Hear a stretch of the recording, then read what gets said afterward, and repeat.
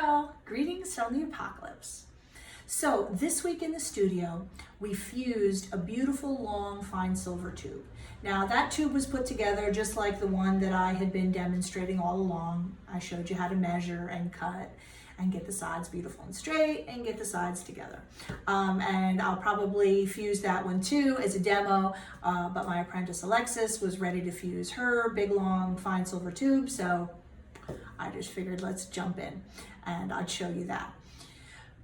Fusing is great for tubing because, you know, it's relatively fast. I mean, like everything else, it takes practice. But then after you pull it, the seam just disappears and you don't have to worry about any solder seams. You don't have to worry about, you know, anything going weird and wrong and your solder seam eventually be flowing if you overheat your piece or anything. So when I'm working with materials that can fuse, I always choose to fuse rather than solder.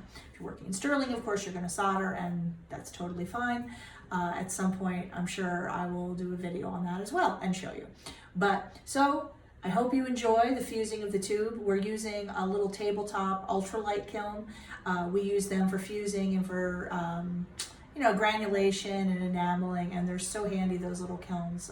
We use them for a lot of stuff. So I hope you enjoy. So I'm going to put it on a nice hot spot in the kiln, and you just have to make sure that the seam is visible. You know what I mean? Like, it doesn't really matter exactly where it is, but you have to be able to see what's happening. Okay, so it's pointed up, so that's good. And you see, it's pretty much almost as long as we can make it. Any longer than this, and it won't fit in the kiln, which will make it very difficult to fuse. So this is pretty much our outside, the longest we can make it reasonably, which is great, which means we'll get tons and tons of tubing out of it. Awesome. Okay, so I'm going to use a 0 tip. I'm going to spark it up like so. You want a nice hiss because you need the flame pointy because you are literally going to be pushing that metal where you want it to go. I'm going to use a lid to cast a shadow, and I also have the overhead light off, so you're like so. And just like when we're fusing a bezel, I'm going to build up the heat till it gets nice and hot and the seam starts glowing orangey and brighter than everything else. You see how that starts to happen? Mm-hmm. And it's always in your best interest to start at the best spot, wherever you have the least light showing, mm-hmm. because then it's much easier to push it the rest of the way. Yep. So I'm going to go down here where it's like very, very tight. Yeah. Gotcha.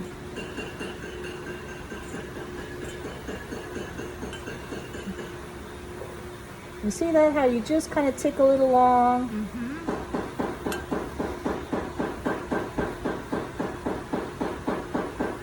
Because once you get it really tacked in a few places, you'll notice that it tends to just fill in really easily everywhere else. And you're looking for the seam to disappear. Yep. You see that, how you just flow and it kind of flows across? Yep. So you started from the back end because it was more open in the middle? Yeah, the middle has the least good attachment. Yep. That's a terrible way to say it. Yep. But so yeah, I go to the places where it's attached really, really well, and then I'm just going to work it along until that fills in. Mm-hmm. I mean, it's not a very big space, but compared to the other one, it's bigger.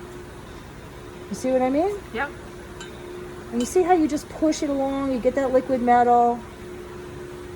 And I think we're pretty much there. I might want to do this center section just a little bit more. You see what I mean? How it just disappears. You know, in 22, you still see the seam, but in fine silver, you see that? It's just, there's just nothing. There's just nothing left. Nothing left? In a good way. Right. Only the tube remains and nothing of the seam. Okay, so that looks exactly what we want it to look like. The seam is gone and it's all filled in. Great. Okay, take it out, we'll let it cool.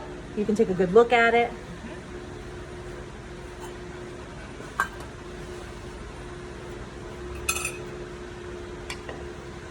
You see what I mean? Yeah. But yeah, you always want to find the very best spots and start there. And the truth is, when you solder, you kind of want to do the same thing because that's where you get the best like suction. Mm-hmm.